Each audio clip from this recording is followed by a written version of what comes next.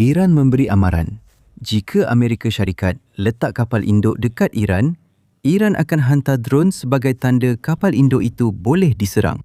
Ini sepatutnya menjadi kuasa Iran. Satu pertunjukan kekuatan yang akan meyakinkan Amerika Syarikat bahawa mereka perlu menjauhkan diri.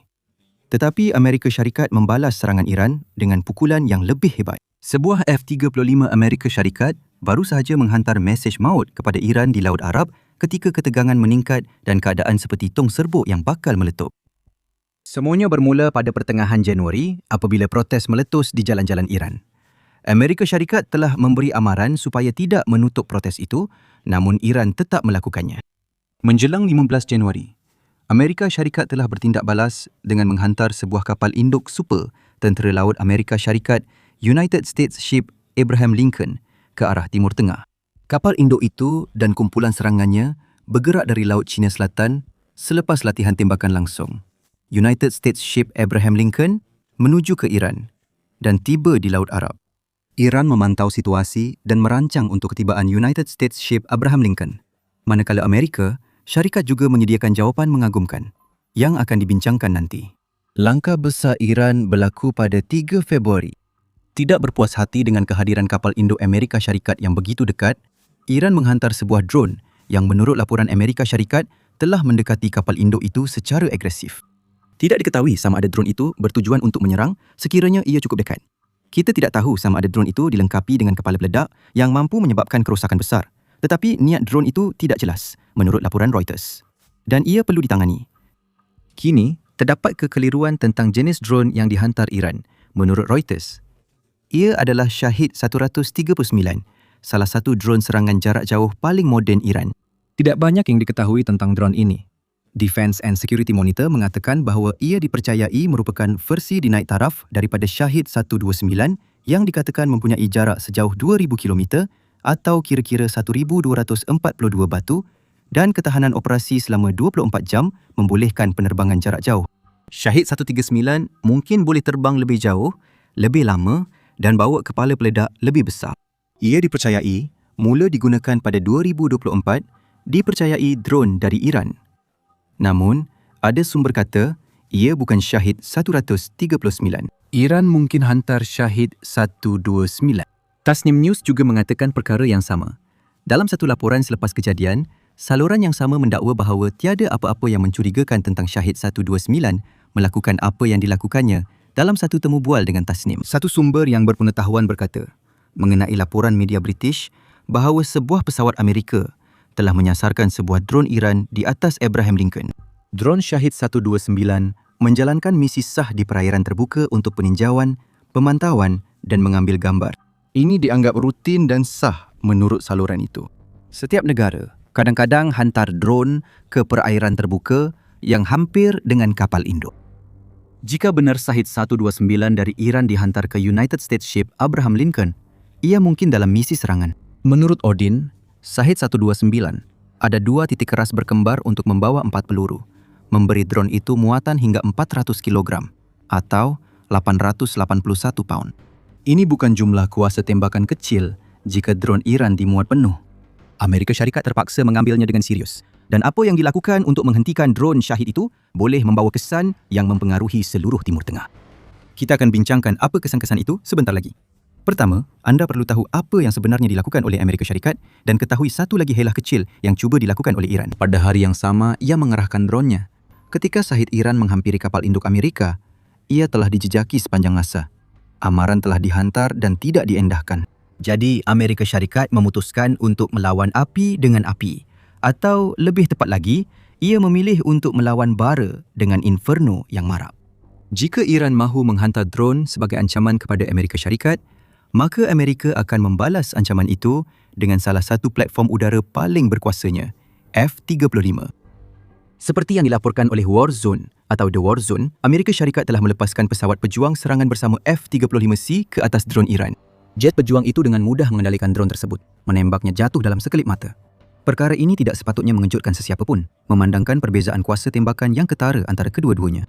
Ini adalah kepakaran F-35C, seperti dijelaskan oleh Max Afterburner dalam video YouTube-nya mengenai tindak balas Amerika. F-35C ialah versi pembawa pesawat serangan bersama dibina untuk serangan senyap dan memastikan Amerika Syarikat kekal menguasai udara.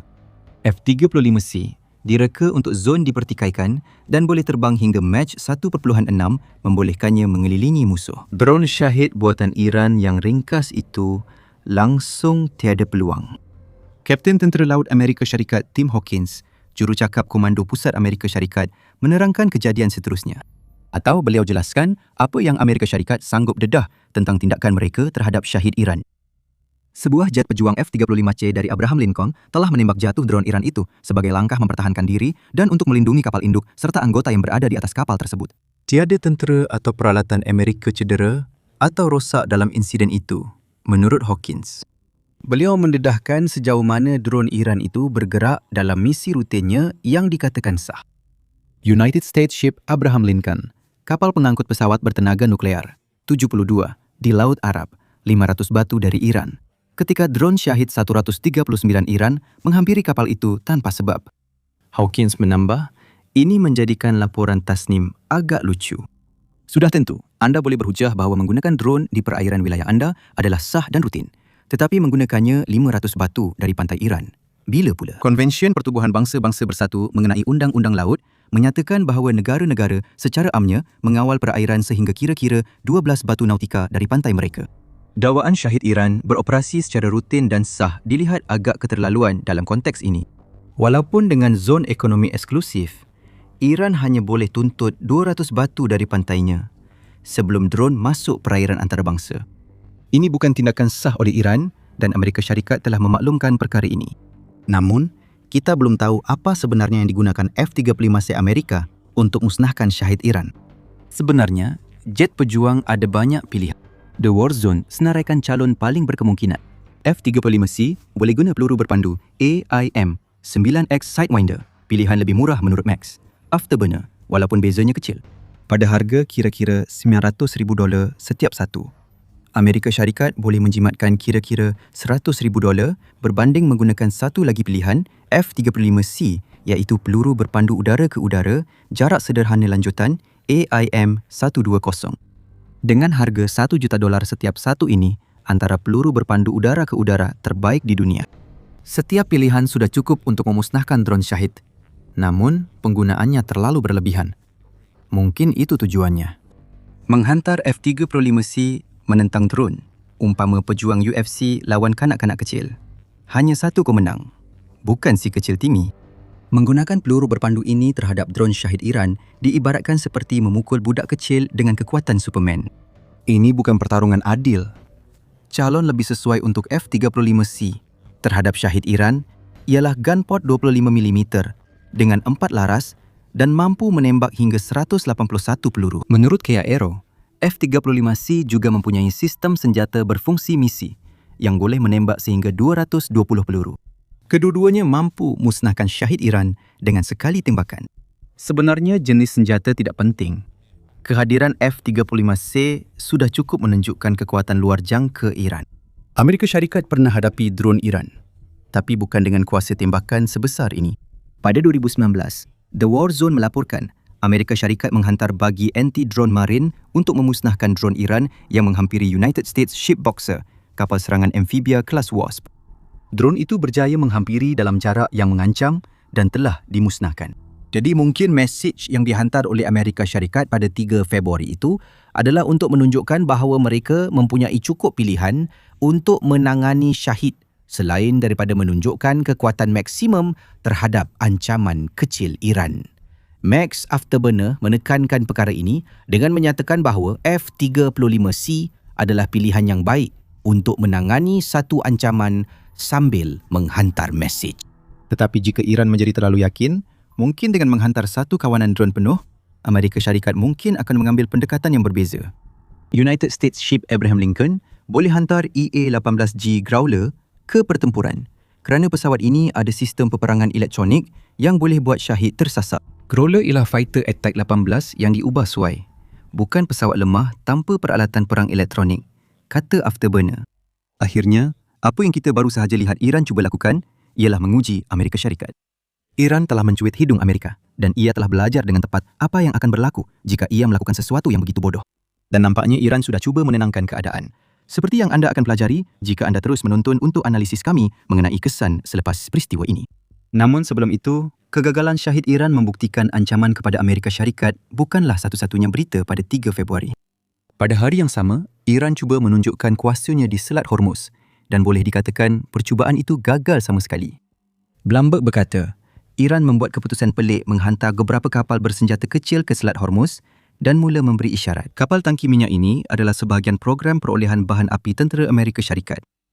Kapal-kapal milik Kor Penawar Revolusi Islam Iran dilaporkan mengganggu kapal Amerika Syarikat Stena Imperative dan mengugut untuk menaiki serta merampas kapal itu. Kejadian kecil itu tidak berjalan lancar.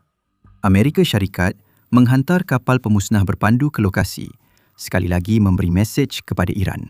Kor Pengawal Revolusi hanya ada kapal perang kecil tetapi tidak mampu lawan kapal perang Amerika. Max Afterburner memberi komen lucu tentang situasi ini, menunjukkan kapal Iran dengan mesingan kaliber 50 dan dron peninjau kecil ketika cuba menaiki Stener. Bot laju dan dron gagal tiba di kapal tangki minyak kerana kapal pemusnah kelas Arleigh Tentera Laut Amerika Syarikat bertindak sebagai pengawal dan menghalau mereka. Dengan nada baik, Afterburner berkata, "Saya pasti mereka fikir, hey, datang sini, bot laju Iran, atau jumpa rakan kami, Meriam 30mm. Seperti F-35C dan Syahid, hanya seorang pemenang dalam pertarungan itu." Untuk rekod, Iran sekali lagi mendakwa bahawa mereka tidak melakukan apa-apa selain memantau perairan wilayahnya dan bahawa kapal tangki Amerika Syarikat gagal menyediakan dokumen undang-undang yang sesuai untuk transit melalui Selat Hormuz yang nampaknya tidak mungkin. Apa yang lebih mungkin ialah Iran sekali lagi cuba menghantar mesej kepada Amerika Syarikat.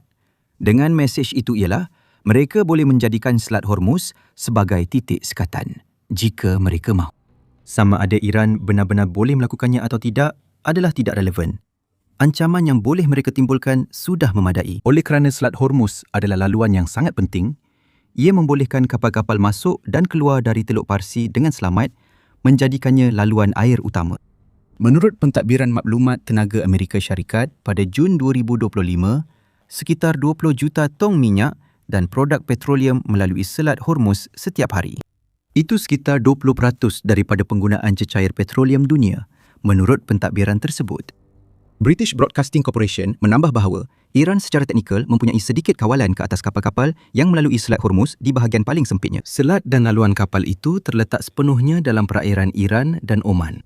Sekiranya Iran memilih untuk menyekat selat itu, mereka berkemungkinan boleh melakukannya dengan menggunakan kapal selam dan bot serangan pantas seperti yang mengganggu kapal tangki Amerika Syarikat itu. Bot-bot itu tidak akan membentuk sekatan.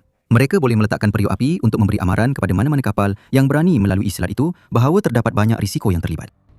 Apa yang kita lihat pada 3 Februari adalah isyarat daripada Iran bahawa mereka boleh menimbulkan banyak masalah di Selat Hormuz. Sama ada mereka benar-benar akan melakukannya bergantung kepada sejauh mana mereka bimbang tentang tindak balas Amerika Syarikat yang hampir pasti akan berlaku selepas itu. Ini membawa kita kepada apa yang akan berlaku selepas 2 insiden agresif Iran terhadap kapal Amerika. Adakah United States Ship Abraham Lincoln dan kumpulan serangannya akan melancarkan serangan? Adakah jet pejuang Amerika akan mengebom tapak tentera Iran dengan peluru berpandu dan bom seperti yang mereka lakukan semasa operasi Midnight Hammer pada musim panas 2025? Jawapannya nampaknya tidak, sekurang-kurangnya buat masa ini. Selepas 2 insiden ini, Amerika Syarikat nampaknya telah memutuskan untuk terus mencuba mengambil jalan diplomatik dengan Iran daripada bertindak balas dengan kekerasan yang mungkin melebihi keperluan. Caroline Leavitt, Setiausaha Akhbar White House, mengesahkan kepada Fox News tentang insiden United States Ship Abraham Lincoln. Namun beliau berkata, Presiden Donald Trump tetap komited dengan diplomasi dan utusan khas Steve Witkoff akan menghadiri mesyuarat bersama delegasi Iran pada 7 Februari. Leavitt berkata bahawa Trump, seperti biasa, masih membuka semua option beliau buat masa ini. Witkoff dijadualkan akan berbincang dengan pihak Iran lewat minggu ini, dakwa Leavitt, sebelum menambah, perkara itu masih dijadualkan setakat ini. Tetapi, sudah tentu, Presiden sentiasa mempunyai pelbagai pilihan di atas meja dan itu termasuk penggunaan kekuatan tentera.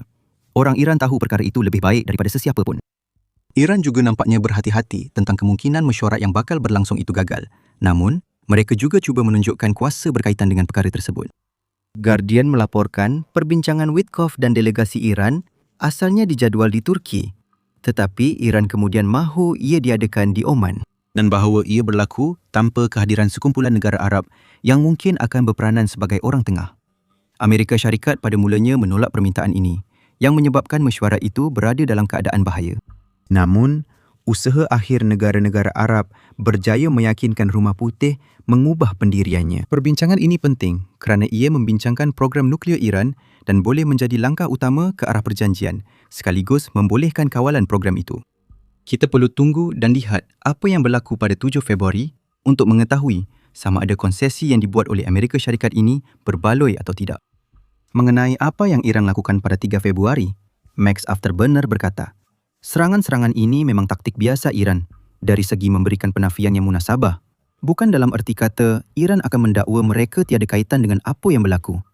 Jelas sekali mereka terlibat dan mereka juga telah menyatakan perkara itu melalui pelbagai dakwaan tentang melindungi perairan mereka, walaupun sebahagian daripada dakwaan itu agak meragukan. Penafian itu berpunca dari skala serangan. Iran hanya hantar satu drone ke United States ship Abraham Lincoln, bukan kumpulan besar. Ia berundur apabila kapal perang Amerika Syarikat mengiringi stena imperatif di Selat Hormuz. Ini hanya aksi tunjuk kuasa, bukan Iran bersedia bertempur. Namun begitu, Iran masih mempunyai masalah yang belum diselesaikan. Tindak balasnya terhadap protes yang kami sebutkan di awal video tadi masih boleh menimbulkan masalah. Trump telah pun memberi amaran kepada Iran bahawa Amerika Syarikat akan mengambil tindakan sekiranya Iran bertindak keras terhadap protes sehingga sanggup menghukum mati rakyatnya sendiri. Presiden Amerika Syarikat mendakwa pemimpin tertinggi Iran, Ali Khamenei, patut risau tentang masa depan negaranya jika tiada persetujuan dicapai. Dalam pertemuan Witkoff dan delegasi Iran berkaitan protes, rejim Iran abaikan amaran Trump menurut Amnesty International. Ribuan penunjuk perasaan ditahan. Kini timbul kebimbangan. Mereka diseksa dan didera dalam tahanan. Terdapat dakwaan sekurang-kurangnya 30,000 mati semasa protes, dengan mayat hilang dan ada dikebumikan di kubur besar. Adakah semua ini akan dibangkitkan semasa rundingan nuklear? Mungkin, walaupun begitu, nampaknya Amerika Syarikat kini lebih bimbang untuk memastikan rundingan itu berjaya daripada menunaikan ancaman-ancaman yang pernah dibuat sebelum ini. Rejim Iran mungkin cuba nasib pada 3 Februari kerana semakin berani selepas tiada reaksi Amerika Syarikat terhadap tindakan keras mereka terhadap protes. 2 hari sebelum insiden drone dan bot laju, Khamenei memberi amaran serangan ke atas negaranya boleh cetus perang serantau yang sukar dikawal. Pemimpin tertinggi Iran berkata, jika Amerika mulakan perang, ia akan jadi perang serantau. Namun, seperti biasa, ucapan Khamenei sukar membezakan antara gertakan dan kenyataan. Perkara yang sama boleh dikatakan tentang Trump dalam beberapa aspek, kerana kedua-dua pihak kini nampaknya terlibat dalam bentuk rundingan yang berbahaya, di mana mereka menggunakan senjata sebenar untuk mendapatkan apa yang mereka mahukan daripada perjanjian program nuklear. Iran sedar, Amerika Syarikat mampu dan pernah bertindak tegas sebelum ini. Menguji batas adalah satu perkara. Iran bernasib baik kerana Amerika Syarikat teruskan penyelesaian diplomatik isu nuklear. Jika keadaan buruk semasa mesyuarat 7 Februari, kita mungkin lihat kejadian 4 hari sebelum itu sebagai amaran kedua-dua pihak. Jika benar, tembakan Amerika lebih kuat dan rejim Iran pasti terima mesej maut mereka dengan jelas. Bagi pihak Amerika, syarikat mereka telah sibuk di beberapa medan sepanjang minggu lalu. Ketika berdepan pencerobohan Iran, Amerika Syarikat umum kejayaan ujian senjata yang berpotensi ubah keadaan perang Ukraine. Ketahui apakah senjata itu dan mengapa ia sangat penting dalam video kami. Dan jika anda menikmati video ini, ingat untuk melanggan The Military Show untuk liputan lanjut mengenai situasi yang sedang berkembang antara Amerika Syarikat dan rejim Iran. Dan terima kasih seperti biasa kerana menonton.